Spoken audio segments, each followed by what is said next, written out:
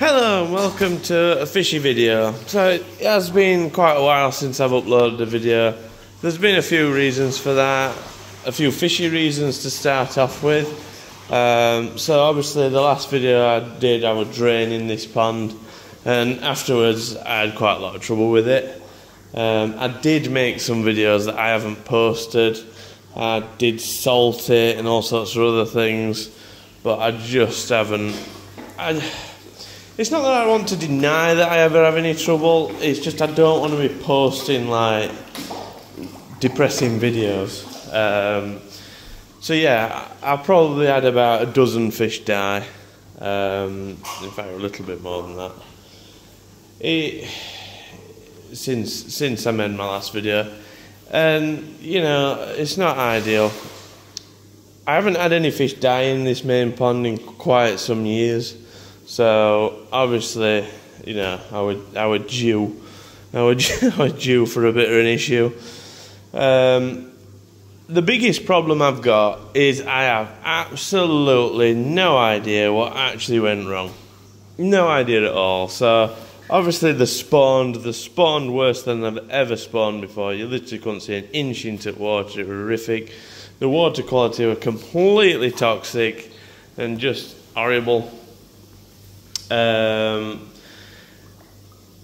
I think it just, I don't know, did them in somehow. There were a number of fish that, so I don't know if I showed you on that last video where I drained it, but there were some fish that had marks on the side. So there were a few fish that had some pretty bad marks on the side. In fact, a couple of them still do have the odd little thing, but not, you know, not bad anymore, fortunately. Funnily enough, the ones with the marks on the sides are the ones that survived. The ones that looked absolutely immaculate, nothing wrong with, are the ones that had trouble. And I have no idea why that is, but that's just what happened. Obviously most of them, as you can see, are still here, happy and doing well. But yeah, it's been a bit of a sad year with fish. Well, in my main pond anyway. My other ponds have been quite happy. But yeah, it's something I want to prevent happening in the future. I'm planning on adding more filtration to it, so I do have the backy shower thing that I made, the pressurised thing, in the basement. But I've never particularly liked K1 moving bed filters like the Nexus and that, but I don't really know why anymore. I used to have a Nexus on this pond, and realistically I was asking too much of it. You know, it's a 9,000 gallon pond and I had one Nexus 310 on it and 2 bead filters and a sieve, and it didn't do nearly as good a job as the drum filter did. But yeah, I'm thinking about a moving bed filter again, something in the basement, out of the way, big one. I don't know, just to mix things up so I've got different types of media. I have no idea what caused really all the issues that I had. Maybe it was something to do with that spawning and the water quality being so horrific. I did, like I said, I salted the pond straight after that. After I salted them, it seemed to just have nothing but trouble after that, and I never bothered posting that salting video. But as I did put in more salt than I ever have done before in the main pond, but for something like the quarantine tank and that, it'd be considered like a light dose. So I don't know. I don't know what happened. Yeah, there's nothing worse for me than not knowing what happened exactly, because I can't do particularly anything to prevent it again. I'm just hoping that perhaps a bigger filtration system, you know, I'm just swinging in dark and hoping that it doesn't happen again. But the fish that have survived, the fish that are left, are all happy now. They've all been back to normal for a while. In fact, these ones that are in here now didn't really have any trouble during the whole goings on. They were all quite happy, they were all feeding, everybody were happy. It was just all of a sudden they'd just die. Yeah. Anyway, let's talk about other things. So let's have a look at the other tanks. So I've ended up with some fish in this tank. This is not what I wanted because this tank at the back of the fish house is what I was thinking of using as a K1 chamber for the main pond. So I was thinking about putting this in the basement and using it as a giant K1 chamber. I could fit quite a lot of K1 in there and just have a slow turnover of water through it and that. But anyway, it's ended up with fish in it, and I'll show you why later on. But yeah, these fish, do you know, fish love this tank. I'm not sure why. It's one of the smallest tanks I've got, but fish just love this tank. They're so happy in it, they're so sociable, they're so always wanting food, they're always inquisitive, they're always coming up to you. No matter what fish I put in here, they just love it, and that's a little bit of annoyance that I'm a bit sceptical to get rid of this particular tank, but I'm wanting to swap it for a bigger one. But maybe it's partially because of the small size of it that is what they like about it. I've no idea, but we'll talk about that in a minute. So I do have my blue temporary pond running at the minute. Now these aren't my fish, I've borrowed them. So yeah, a friend of a friend of a friend who knows somebody was moving house, that kind of job, and in moving house, and I had nowhere to put the fish, needed to move them, and I said, I've got a blue tank, you can put them in. So they've ended up living in here, and they're doing quite well, they're quite happy. They should be, they're quite warm as well, so I didn't particularly want to heat them, but the heater that I've got on it was short cycling a little bit too much. So they've ended up at, well, they're at 13.7 degrees at minutes. They're quite happy. I've just fed them a bit of wheat germ. That's another thing I'm doing differently this year as well. I haven't fed wheat germ in years, but this year I've decided to feed wheat germ. And I tell you what, I really do like feeding wheat germ, because there is absolutely no waste to it at all that I've seen since I've started feeding. It's only the outside 2-3 ponds that feeding wheat germ, but since I've started feeding it, although they're at 14 degrees, there's just no waste from it at all, and the whole filtration system is really happy and just idling along nicely, and I'm not worried that it's going to get blocked up with muck and all this sort of stuff, so I'm being quite happy with that. But yeah, and the fish seem to like it, so it's fine as long as they're happy. But yeah, so I've got the Profi-Drum Combi Bio 15 on it, and then I've got this old heat pump that I have acquired. So this is a swimming pool heat pump. It's actually, I didn't have much hope for this thing, but I actually quite like it. It's quiet running, it seems to run fairly well. The only thing it is obviously designed for a swimming pool, so they're usually set to like 2 degree difference up and down. I've set it to 1 degree difference, but it sort of causes it to short cycle a little bit, so it might even come on for like 30 seconds and then just turn off, which I don't want, because that's not really very good for the life cycle of the compressor. But yeah, I need to insulate this, so I'm not completely insane. I'm gonna wrap it round. I got some rock wool, and then I thought there's actually quite a lot of mice living in this thing here, and I thought if I put rock wool and that round it, they're gonna end up living in there and living next to the hot tank and puncturing a hole in it. I can just see that coming, so I'm gonna wrap it in like a bubble wrap type insulation. Same with that, most of its insulations fell off it. It did have like styrofoam around it, but I'm going to bubble wrap that. I'm not going to bubble wrap the heater, that needs to breathe. But yeah, so the little pump, doing quite well. I'm quite pleased with this little setup. And yeah, so borean fish. So these are in here till February, something like that. And then they'll be moving to the new home, which I might make a video on. It was quite funny. I've got this thing about just putting big tanks on back of a trailer and towing them down the road, and you do lose a little bit of water, but not nearly as much as you think. But it does make the cars behind you wonder what's spilling out of your trailer. It's quite funny. But yeah, the fish, I find it easier when you move in large quantities of fish to do it like that. But yeah, let's move on to the next tank. So this is where the fish tank that collapsed was, and as you can see, obviously it's indoors, so I thought, you know what, the hole that it was in, I'll fill it up with soil and plant vegetables and all that.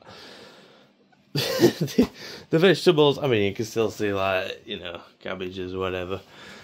The vegetables didn't particularly work out very well. They were really impressive plants, but then the butterflies and that found them, and I basically started a butterfly breeding program, which wasn't ideal.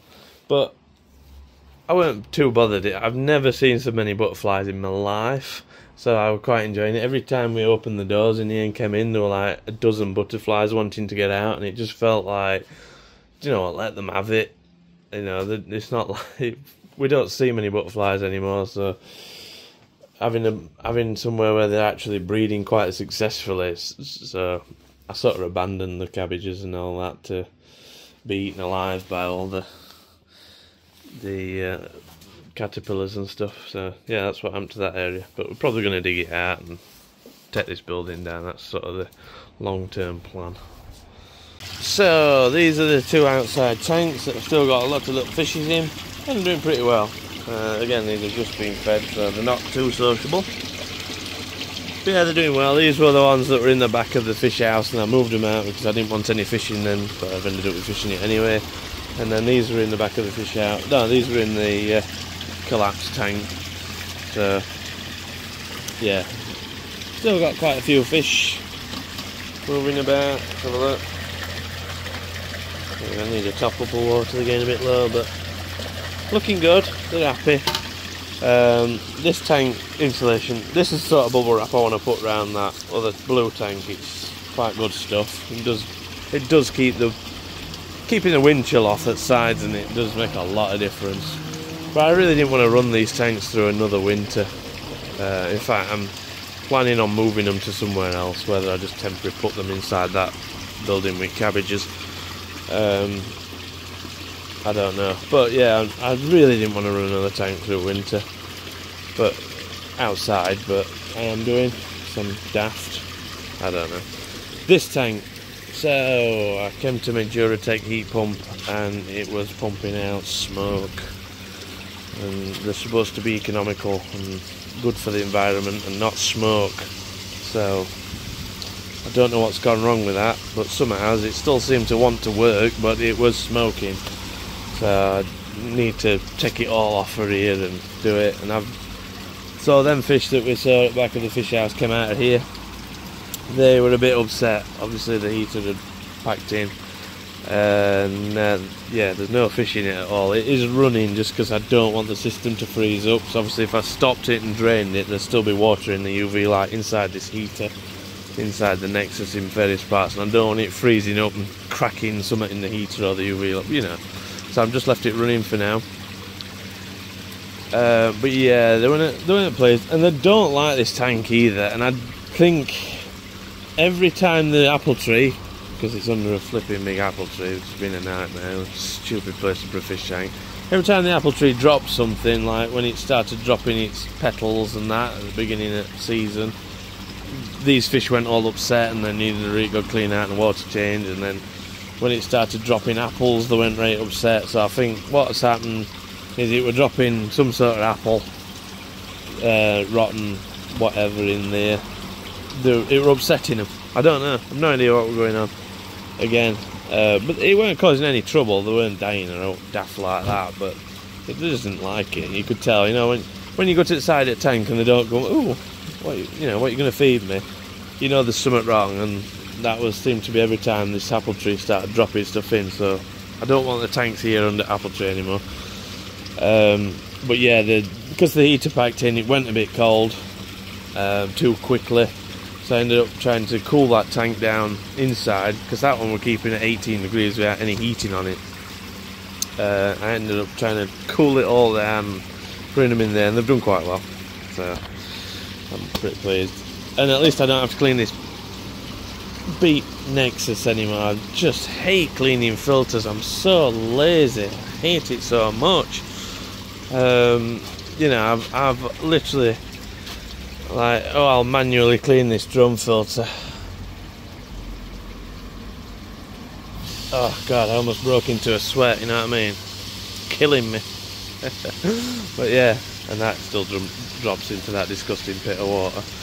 But yeah, it's yeah, I'd rather a drum filter than a Nexus. but I guess so would everybody. But yeah, we're doing a good job on this tank, and I'm quite pleased with it. But yeah, just trying to remember to clean it, and it seemed to be quite often. Obviously I had a lot of fish in it, but yeah, I was cleaning that tank well too often. But yeah, these tanks, I want this gone, these gone, and then yeah, I'll have the trailer that's over there can come back here and stop killing my grass. And yeah, I want to just tidy up, sort things out, because it's just horrible, to be honest. I don't know, I've just turned into this, I don't know.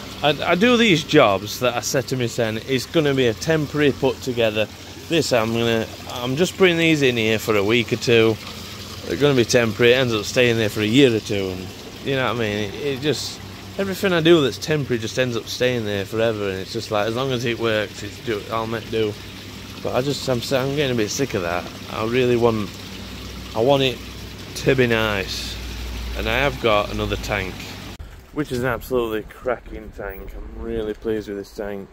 So I somewhat didn't expect to be getting another tank, or I didn't think I'd be getting another one anyway. But this one came about, and the guy was like, "Do you want this tank?" Yeah, why not? Why wouldn't I? So I ended up with it. It's a bit big. Yeah, it's a nice sized tank. It'll probably be quite a decent one. So this project is something I'm going to have to see somewhere to fit. As you can see, this bit of the garden's a right mess anyway. So part of me wants to like sit it here, but nobody else wants it there that lives in the house. So I might end up taking the building down where the cabbages are and putting it there. But yeah, as you can see, we're all insulated quite well, which I'll do again. But obviously, you know, there were a cover on this, but it was rotten a bit, and then these are all wedged in quite well. So I like that idea. I might do that again, and then cover it all around. This wood here, well, what was sort of clad in it, it looked really good. Shame I didn't have a picture of what it did look like, and then that's what you can see inside. I haven't looked yet, but I may replace that bottom drain with an aerated one. I like that idea, because I do like my aerated bottom drains. But yeah, absolutely cracking tank. I just need to figure out something to do with it. And this is what I'm hoping will sort of tidy up my systems and stop me from temporarily putting these systems together and never doing out. And also for another video, if anybody's interested, this is my air source heat pump that heats my house. So yeah, it's actually, it's not a traditional air source heat pump like a replacement for a boiler. This one's an air-to-air one. We don't have a boiler, but we could. But we don't have any radiators or anything. It's ducted air, and it's been great. But there are some quirks to it. There are some different things and stuff worth talking about. So it might make a good video if anybody's interested in air source heat pumps. But yeah, that's for another video. But yeah, another video on this this tank. I'm sure there'll be a video on it coming up when I fit the thing and see what happens to it. Yeah, this is the outlet for the bottom drain. But yeah, really pleased with that. So let's finish the video off looking at some nice peaceful fishes. I quite like these fish. They're nice and quiet and tame. My fish are quite aggressive and just like attack any food that's nearby, so it's nice having some relaxing fish that are nice to watch. But yeah, if you like this video, then please like it. If you want to see more videos like this and fishy related videos, then please feel free to subscribe. Any questions or comments, then put them down below, and I shall see you in the next video. Thank you for watching.